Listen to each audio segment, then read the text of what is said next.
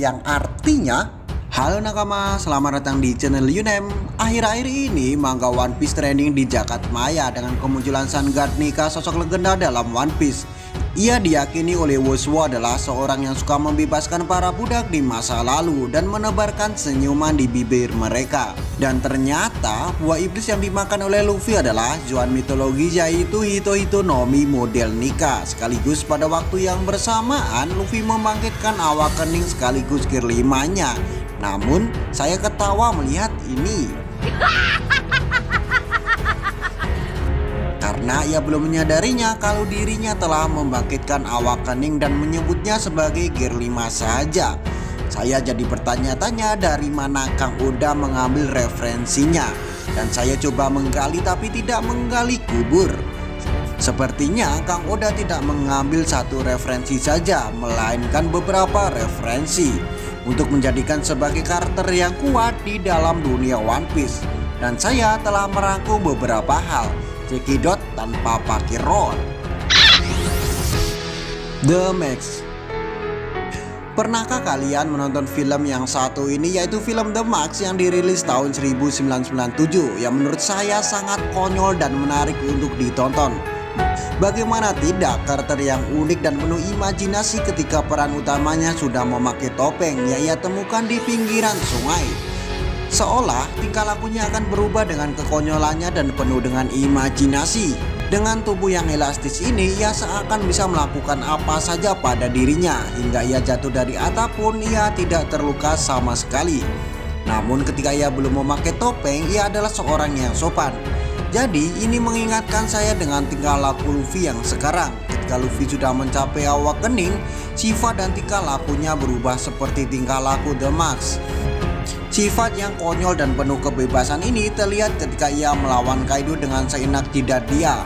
Ia seakan melihat Kaido seperti mainannya, membanting ke kiri, ke kanan, ke kiri dan ke kanan, dan kemudian melemparkannya ke tanah. Lalu ia tertawa terbahak-bahak dan Kaido pusing 7 keliling. Lalu Luffy mendapatkan 3 bintang di atas kepala Kaido. Nah, dari kejadian ini sama seperti apa yang telah Goroshi gosipkan.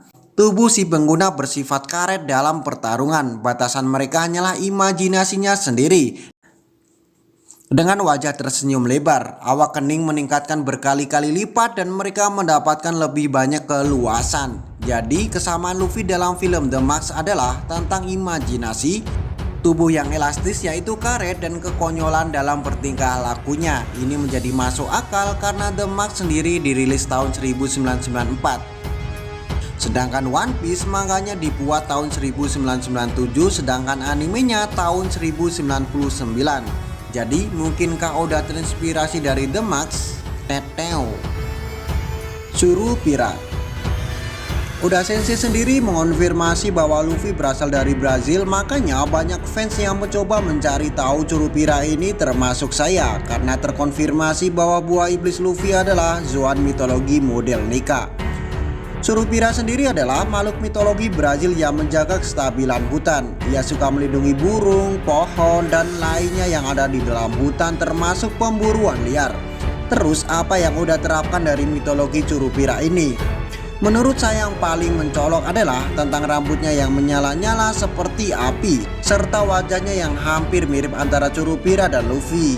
Ya 11-12 lah. Sedangkan karet mungkin terinspirasi dari suku yang ada di Brazil yang bernama Sun God Mary, seorang pahlawan dari Bororo. Mary mempunyai seorang saudara yaitu Ari. Mereka dulunya adalah seorang manusia. Kemudian mereka berkelana di suatu tempat yaitu hutan. Walaupun di suatu hutan, anehnya air tidak tersedia di sini yang layak untuk diminum, dan hanya ada satu gentong air yang disembunyikan oleh burung-burung di dalam hutan untuk diminum, yaitu air bersih.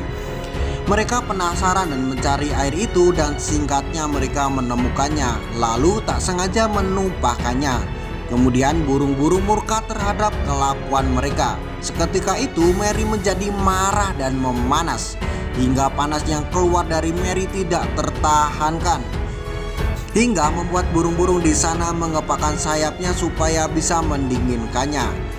Dan saat itu terjadi, Mary dan Ari diterbangkan ke langit lalu mereka menjadi matahari dan bulan.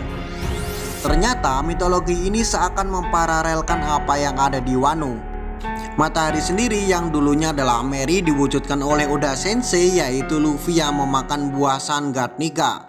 Sedangkan bulan yaitu Ari yang digambarkan oleh Momonosuke, karena kalau dalam kanji Momo artinya adalah cahaya dan bulan. Lalu di dalam hutan itu yang tidak ada air tentu menjelaskan bahwa kondisi negeri Wano sendiri bahwa tidak ada air yang layak untuk diminum, karena air terkontaminasi oleh limbah pabrik buatan Kaido. Lalu burung-burung yang menyembunyikan air dalam gentong diibaratkan pasukan bajak laut binatang buas. Karena dalam cerita Mary dan Ari ini adalah cerita di mana bulan dan matahari yang berarti siang dan malam, dan tentang hubungan dengan kehidupan, lalu mempunyai simpanan transformasi yang mumpuni. Saya membaca semua tentang Mary dan Ari ini dari seorang penulis di salah satu forum Reddit, yaitu Gaming Cave. Dan penulis itu berpendapat bahwa buah yang dimakan oleh Luffy ini adalah buah pertama di dunia yang menyangkut Paramecia, Zoan, dan Logia. Lanjut. Sekarang kita akan masuk ke babak akhir pada video kali ini, yaitu mengapa Dewa Matahari kekuatannya adalah karet. Karena memang pada dasarnya buah Hito-Hitonomi adalah dasarnya karet. Seperti perkataan Gorosei bahwa ia mempunyai tubuh elastis seperti karet dan bisa bertarung dengan cara apapun yang ia mau. Ketika mencapai awakening, kekuatan akan berkali-kali lipat lebih kuat dan bebas. Inilah Dewa Matahari Nika. Memang pada dasarnya kekuatan ini biasa-biasa saja, dan buah ini sengaja diganti dengan nama Gomu Gomu no Mi agar tidak ada yang mengincarnya. Selain itu, selama 800 tahun belum ada orang yang bisa membangkitkannya. Seakan buah ini punya pemikirannya sendiri.